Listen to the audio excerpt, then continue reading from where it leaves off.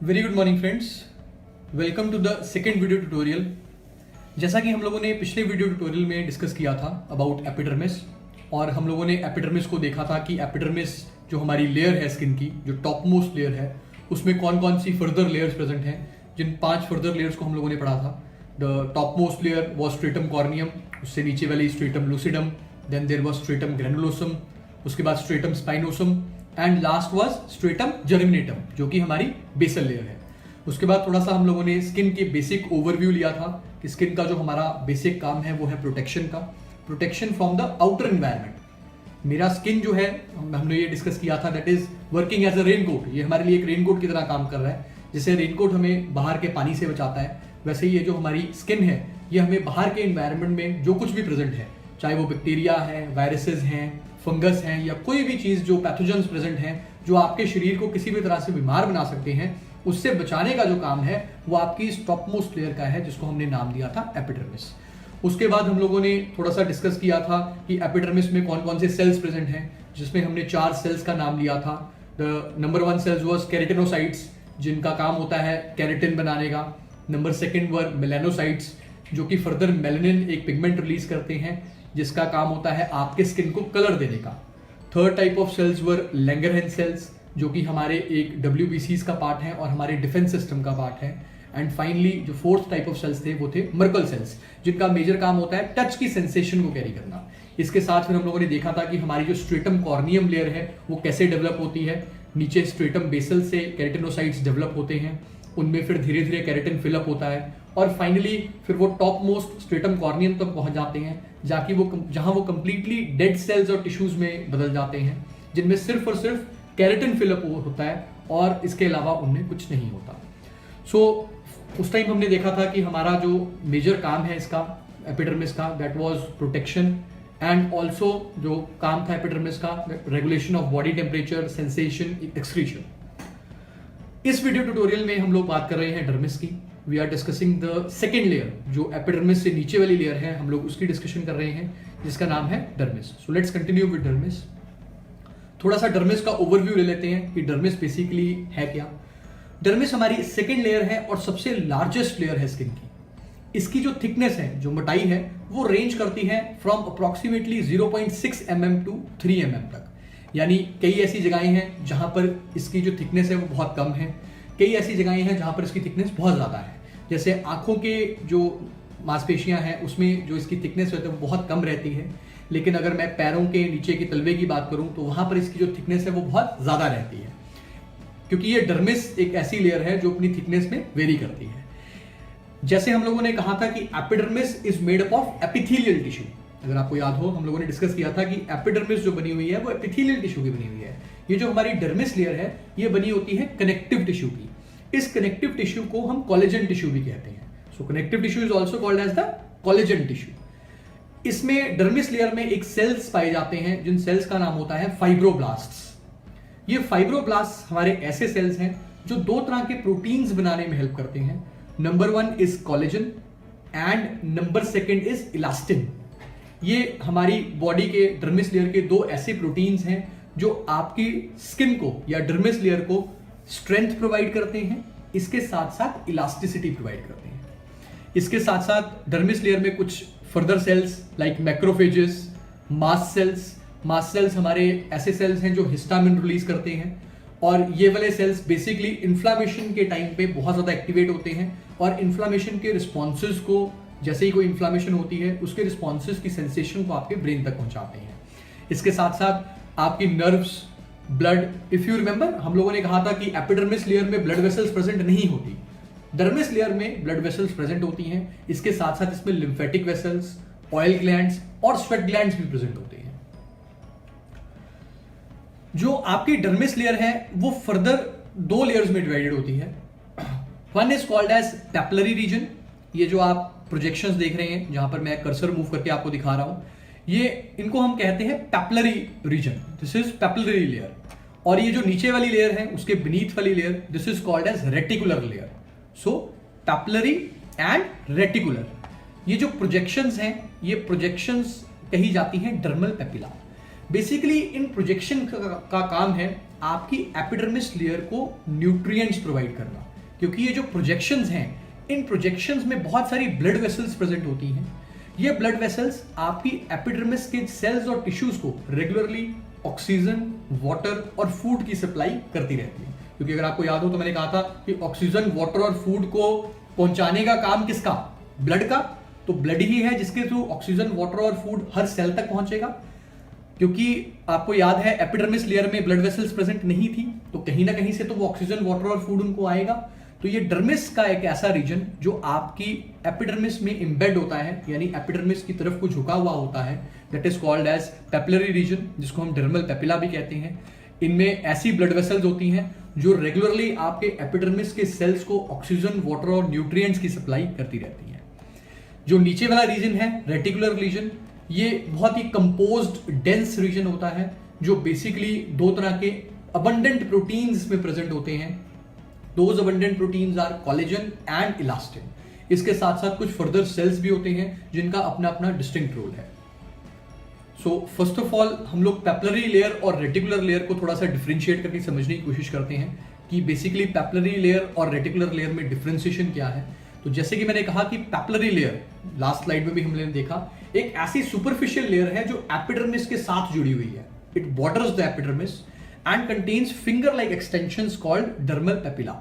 ये जो मैंने आपको लास्ट में दिखाया था, these finger like projections are called as dermal papillas. इसमें नर्व्स हैं, ब्लड वेसल्स हैं जो कि न्यूट्रिएंट्स और ऑक्सीजन देती हैं आपकी एपिडर्मिस लेयर को। जबकि reticular layer is deeper layer which is tougher part of epidermis. ये एपिडर्मिस का जो डर्मिस रीजन है उस डर्मिस का टफ पार्ट है, और इसमें कोलेजन और इलास्टिन नाम के दो प्रोटीन्स प्रेजेंट होते हैं जो स्किन को स्ट्रेंथ और इलास्टिसिटी देते हैं। बेसिकली कोलेजन एक ऐसा प्रोटीन है जो आपकी जो स्किन एरिया है उसको स्ट्रेंथ देता है, यानी जिससे कि आपकी स्किन टाइट रहती है। जैसे जैसे हमारी एज बढ़ती जाती है, घर में जो हमारे ओल्डर पेरेंट्स हैं, आपने देखा होगा उनकी स्किन जो है लटकनी शुरू हो जाती है। बेसिकली वो स्किन लटकती इसलिए है क्योंकि इस कोलेजन की कंसंट्रेशन धीरे धीरे हमारी बॉडी में कम होनी शुरू हो जाती है, जिसकी वजह से हमारी जो स्किन है वो लटकना शुरू हो जाती है। वैसे ही जो इलास्टिन नाम का प्रोटीन है, ये आपको इलास्टिसिटी प्रोवाइड करता है। इलास्टिसिटी मतलब जैसे आप अपनी स्किन को पकड़ के खींचते हो तो वापस वो अपनी जगह पे आ जाती है ना, ऐसा तो नहीं है कि पकड़ के खींचते हो तो वहीं पर ही रह जाती है। तो बेसिकली इलास्टिन का काम है आपके स्किन को इलास्टिसिटी प्रोवाइड करना, लेकिन एज के साथ साथ धीरे धीरे इसकी भी कंसंट्रेशन कम होती है, जिसकी वजह से थोड़ा सा ये इलास्टिसिटी आपकी जो स्किन है उसकी रिड्यूस हो जाती है। इसके साथ साथ इस रेटिकुलर लेयर में कुछ ब्लड वेसल्स, नर्व सेंसर्स और प्रेशर और पेन के रिसेप्टर्स भी प्रेजेंट होते हैं।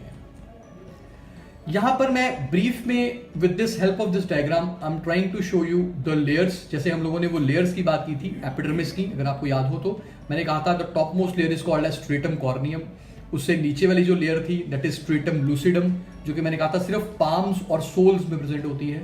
Then there was stratum granulosum, stratum spinosum and this is stratum basale, जो इसको बनाने में हेल्प करती है। अब ये इससे नीचे वाला जो रीजन है, ये आप देख रहे हैं फिंगर लाइक प्रोजेक्शंस, जहां मेरा कर्सर मूव हो रहा है, ये फिंगर लाइक प्रोजेक्शंस हैं आपका डर्मल पेपिला, ऐसा रीजन जो एपिडर्मिस को ब्लड सप्लाई देने का काम आ रहा है। और ये जो सारा नीचे वाला रीजन है this is called as reticular region. अब इसमें बहुत सारे सेल्स प्रेजेंट हैं, like these are called as, ये जो ग्रे में है, these are called as sweat glands. ये हमारे स्वेट ग्लैंड्स हैं जिनमें रेगुलरली पसीना बनता रहता है। ये पसीना सरफेस पर जाता है इन ग्लैंड्स के थ्रू, ये आप देख रहे हो ट्यूब सी बनी हुई है, इस ट्यूब के थ्रू ये पसीना आपके सरफेस पर जाता है, जहां पर जब हमें इसमें हवा लगती है तो ये पसीना इवेपोरेट हो जाता है और आपके बॉडी के टेम्परेचर को ये मेंटेन करता है, यानी आपको थोड़ा ठंडक का एहसास होता है। क्योंकि मैंने कहा था आपकी बॉडी का जो ऑप्टिमम टेम्परेचर है वो है 37 डिग्री सेल्सियस का। अगर ये इससे ज्यादा बढ़ेगा तो भी खतरनाक है, इससे कम होगा तो भी खतरनाक है। तो ये जो स्वेट ग्लैंड्स हैं ये आपके स्वेट रिलीज करते हैं, पसीना, जिसकी वजह से आपके बॉडी का टेम्परेचर मेंटेन रहता है। इसके साथ साथ यहाँ आपकी हेयर फॉलिकल्स, जो बालों की जड़ें हैं, वो भी आपकी डर्मिस रीजन में प्रेजेंट है। यानी जो आपकी बालों की जड़ें हैं, बेशक बाल जो हैं ऊपर को निकल रहे हैं स्किन से ऊपर को, लेकिन जो उसकी जड़ें हैं वो कहां पर हैं? डर्मिस रीजन में, that are also present in the dermis region. इसके साथ साथ हेयर फॉलिकल्स, बालों की जड़ें, एक और ग्लैंड्स है सेबेशियस ग्लैंड्स, ये आप देख रहे हैं ग्रे से कलर का, यहां मैं जो मार्क कर रहा हूं ये है हमारे sebaceous glands. Basically sebaceous glands ऐसे ग्लैंड्स हैं जो आपने कभी नोटिस किया होगा कि आपकी स्किन के ऊपर थोड़ा तेल तेल सा होता है, अगर हाथ मार के देखो तो थोड़ा सा तेल आ जाता है, चिपचिपाहट होती है। ये जो सेबेशियस ग्लैंड्स हैं, ये इनका काम है इस तेल को रिलीज करना। So they are the oil producing glands of your body. Basically ये हमारे स्किन पर ऑयली स्ट्रक्चर मेंटेन रखते हैं सो दैट कि आपकी स्किन बिल्कुल ड्राई ना हो जाए, इनका ये काम है। इसके साथ साथ ये आप देख रहे हैं, these are called as lamellar capsules. ये लेमुलर कैप्सूल्स बेसिकली आपके प्रेशर के पॉइंट्स हैं। जैसे अगर कोई बहुत जोर से आपकी स्किन को दबा दे या आपका हाथ किसी चीज के अंदर आ जाए, तो जैसे ही प्रेशर पड़ेगा ये एकदम से एक्टिवेट हो जाएंगे और आपके ब्रेन को सिग्नल देंगे कि भाई कोई चीज है जो तेरे हाथ को दबा रही है और अपना हाथ वापस खींच ले। नहीं तो अगर ये चीज ना प्रेजेंट हो तो इंजरी होने के चांसेस बहुत ज्यादा हैं। इसके साथ साथ यहाँ पर कुछ और तरह के स्वेट ग्लैंड्स के साथ इरेक्टर पिलाई मसल्स, ये आप देख रहे हैं रेड वाले, these red are called as arrector pili muscles. Basically ये ऐसी मसल्स हैं जो हमारा तब काम करती हैं जब हमें बहुत ज्यादा ठंड लग रही होती है या फिर हम लोग लड़ने की मुद्रा में आ जाते हैं, लड़ना है या किसी चीज से डर लगता है या ठंड लगती है। कभी आपने देखा है बाल खड़े हो जाते हैं, वो बाल खड़े होने को कहते हैं गूज बम्प्स। बेसिकली ये जो आपके इरेक्टर पिलाई मसल्स हैं, ये नीचे से आपकी स्किन को कंट्रैक्ट कर देते हैं सो दैट कि आपके वो हेयर जो है वो खड़े हो जाए। सो मोस्टली इनका काम उन्हीं कंडीशंस में रहता है जैसे कि आप बहुत ज़्यादा डर जाएं किसी भी वजह से, या फिर आपको एकदम से ठंड लगनी शुरू हो जाए, या फिर आप किसी से लड़ने के लिए तैयार हो जाएं, उसी टाइम पे ऐसी ये फीलिंग शुरू होती है। इसके साथ साथ कुछ फ्री नर्व एंडिंग्स भी यहाँ पर प्रेजेंट हैं। Those free nerve endings are called as nociceptors, जो कि हमारे पेन के रिसेप्टर्स होते हैं, ये भी यहाँ पर प्रेजेंट हैं। ब्लड वेसल्स, ये आप देख रहे हैं रेड रेड कलर की, ये सारी ब्लड वेसल्स हैं। ये ब्लड वेसल्स भी आपके डर्मिस के रीजन में प्रेजेंट हैं, जबकि एपिडर्मिस में ब्लड वेसल्स एब्सेंट थी। सो जो आपकी डर्मिस लेयर है, इस डर्मिस लेयर में अब आपकी ब्लड वेसल्स भी प्रेजेंट हैं, नर्वस सिस्टम के सेल्स प्रेजेंट हैं, आपके ऑयल ग्लैंड्स प्रेजेंट हैं जिनको हमने सेबेशियस ग्लैंड्स कहा, आपके स्वेट ग्लैंड्स भी प्रेजेंट हैं, आपकी बालों की जड़ें भी यहाँ पर हैं। इसके साथ साथ कुछ ऐसी मसल्स भी प्रेजेंट हैं जिनको हमने इरेक्टर पिलाई मसल्स का नाम लिया। प्रेशर के जो सेंसिटिव रिसेप्टर्स हैं वो भी यहाँ पर प्रेजेंट हैं, और आपके जो पेन के नोसिसेप्टर्स हैं वो भी इस जगह पर प्रेजेंट हैं। बेसिकली ये जितनी भी हम लोगों ने लेयर्स पढ़ी उनकी जल्दी से डेफिनेशन और फंक्शंस को एक बार देखने की कोशिश करते हैं। तो अगर आपको याद हो तो मैंने कहा था डर्मल पेपिला। डर्मल पेपिला या पेपिलरी रीजन एक ऐसा रीजन है जो कि आपकी एपिडर्मिस लेयर के साथ जुड़ा हुआ है और एपिडर्मिस को ऑक्सीजन, वाटर और न्यूट्रिएंट्स की सप्लाई देने में हेल्पफुल होता है। इसके साथ साथ यहाँ पर कोलेजन फाइबर्स हैं। कोलेजन फाइबर्स मैंने आपको बताया था, कोलेजन फाइबर्स ऐसे फाइबर्स हैं, ये ऐसे प्रोटीन हैं जो आपके स्किन को टाइटनेस देते हैं ताकि आपकी स्किन प्रॉपरली इंटैक्ट रहे, एक जगह पर रहे। ऐसा ना हो कि लटकनी शुरू हो जाए, कहीं कहीं से लटक रही है, ऐसा तो नहीं होता ना, प्रॉपर शेप में रहती है। तो वो शेप में रखने का काम है इन कोलेजन फाइबर्स का। इसके साथ साथ इलास्टिक फाइबर्स जो आपकी स्किन को इलास्टिसिटी, जैसे रबड़ बैंड होता है, खींचो वापस आ जाता है ना, वैसे ही आपकी स्किन भी है, जितना भी खींचोगे थोड़ी देर में वापस आ जाएगी। तो ये काम है आपके इलास्टिक फाइबर्स का। इसके साथ साथ इसमें एक तरह के ग्लैंड्स प्रेजेंट हैं जिनका नाम है सेबेशियस ग्लैंड्स। इन सेबेशियस ग्लैंड्स का काम है आपके ऑयल को प्रोड्यूस करना, रेगुलरली ऑयल को प्रोड्यूस करने का काम है आपके सेबेशियस ग्लैंड्स का। इसके साथ साथ यहाँ पर कुछ मसल्स प्रेजेंट हैं जिनका नाम है erector pili muscles.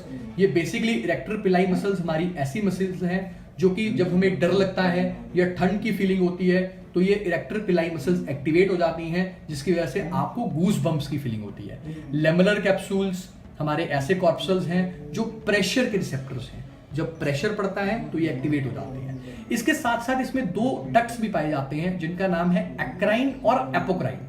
Eccrine duct है हमारे स्किन पोर्स, जहां से हमारा स्वेट रिलीज होता है, या जितने भी आपके स्किन में जो छेद हैं वो है आपकी एक्राइन डक्ट्स। लेकिन जो एपोक्राइन डक्ट्स हैं ये ऐसी डक्ट या ऐसी ओपनिंग है जो सिर्फ बालों के पास ओपन होती है, जहां पर भी हमारे हेयर्स होंगे बॉडी में वहां पर आपकी एपोक्राइन डक्ट होती है। So this is a brief introduction. This was a brief introduction about the dermis layer.